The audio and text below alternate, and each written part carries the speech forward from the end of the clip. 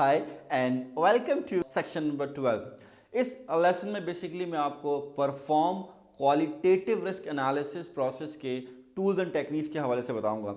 अभी हमने lesson number 9 में जो है उसके इनपुट्स के हवाले से बात की है। जैसे कि हमने कहा कि जो क्वालिटेटिव रिस्क एनालिसिस है ये एक सब्जेक्टिव प्रोसेस है और ये हमारे रिस्क को प्रायोरिटाइज करने में हेल्प करता है। तो जो हमारे पास पीएमआई ने 6 प्रोसेसेस दिए हैं परफॉर्म क्वालिटेटिव रिस्क एनालिसिस के, उनमें जो पहला प्रोसेस है वो है बेसिकली हमारे पास risk probability and impact assessment. देखिए, हम जब प्रोबेबिलिटी की बात करते हैं तो प्रोबेबिलिटी का मतलब है अक्रंस, कि कितना परसेंट चांस है कि ये रिस्क जो है हमारे पास आ सकता है। मे बी 10% चांस है, 20% चांस है, 30% चांस है। अच्छा, मज़े की बात यह कि अक्सर अगर आप उसके टूल्स देखें तो या चार्ट्स देखें या रिस्क रजिस्टर देखें तो कहीं लिखा होता है 10, 20, 30 और कहीं लिखा होता है लो, मीडियम, हाई। तो अक्सर लोग कहते हैं यार विच वन इज़ राइट। देखिए, दोनों सही हैं। इसे बेसिकली हम कहते हैं स्केल। एक हमारे पास कहलाता है ऑर्डिनल स्केल, यानी कि रिस्क की प्रोबेबिलिटी जो है या अक्रंस की प्रोबेबिलिटी जो है वो लो है या मीडियम है या हाई है, और आपने उसकी कहीं ना कहीं डेफिनेशन रखी हुई कि जी लो का मतलब ये है। तो इसे हम कहते हैं बेसिकली आपके पास ऑर्डिनल स्केल।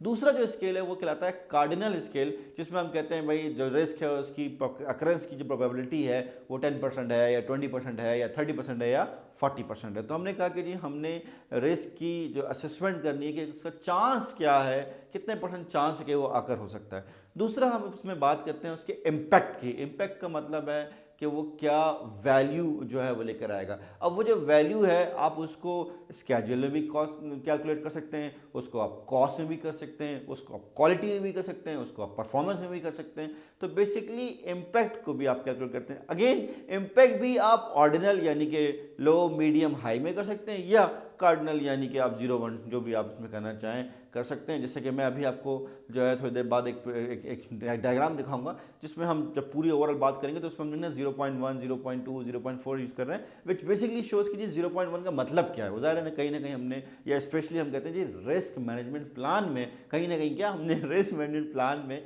उसकी डेफिनेशन जो है वो हमने लिख के रखी हुई है।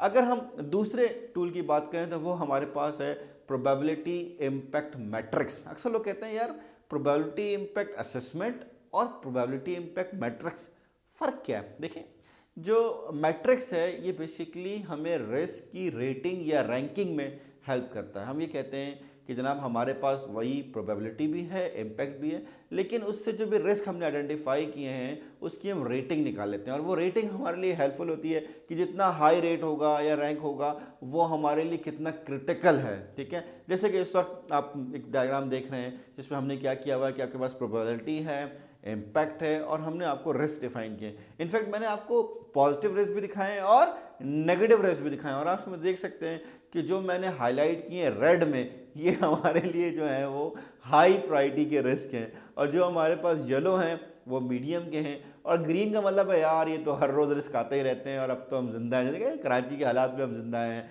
ठीक है, अब तो मुल्क के हालात में हम जिंदा हैं, पाकिस्तान में हम जिंदा हैं। तो वो कहते हैं यार ये रिस्क ऐसे हैं कि हमने 2 मोबाइल एक्स्ट्रा रखे हुए, एक देने के लिए और एक यूज़ करने के लिए, तो अब उसका आप कुछ कर नहीं सकते। You are excepting those risk. तो हमने कहा कि हमारे पास क्या है कि हमने रिस्क को प्रायोरिटाइज करने के लिए उसकी रेटिंग परफॉर्म करी। तो जो हमारे पास रिस्क प्रोबेबिलिटी इम्पैक्ट मैट्रिक्स है वो हमें उसकी रेटिंग में हेल्प कर रहा होता है। जो तीसरा हमारे पास इंपॉर्टेंट टूल है वो है जनाब रिस्क डाटा क्वालिटी असेसमेंट। देखिए यार, हम रिस्क की बात कर रहे हैं, हम असेसमेंट कर रहे हैं। सवाल ये है कि जिस बेसिस पर हम असेसमेंट कर रहे हैं या जो हमारा जो इन्फॉर्मेशन है क्या वाकई वो क्वालिटी का है या नहीं। इनफैक्ट मज़े की बात यह है कि इस पे एक ऑथर है, बल्कि डॉक्टर डगलस ह्यूबार्ट है, उसने पूरी बुक लिखी है जनाब फेलियर ऑफ रिस्क मैनेजमेंट।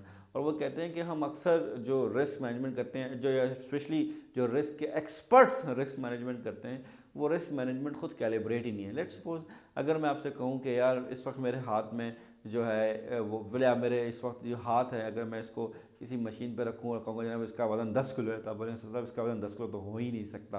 तो इसका मतलब ये है कि इसका मतलब ये नहीं कि हाथ भारी है, इसका मतलब कि मशीन कैलिब्रेट नहीं है, मशीन ठीक जो है आपको रिजल्ट नहीं दे रही है। तो हमें मशीन को कैलिब्रेट करना होगा। इसी तरह डगलस ह्यूबार्ट साहब ने ह्यूमन कैलिब्रेशन का मैकेनिज्म बना दिया है कि भैया जो ये बता रहा है कि ये रिस्क आएगा या इतने परसेंट आएगा, उससे आप ये पूछ लें कि जो आपने कहा है ना कि ये रिस्क 80% आएगा, इस 80% का कितने परसेंट चांस है।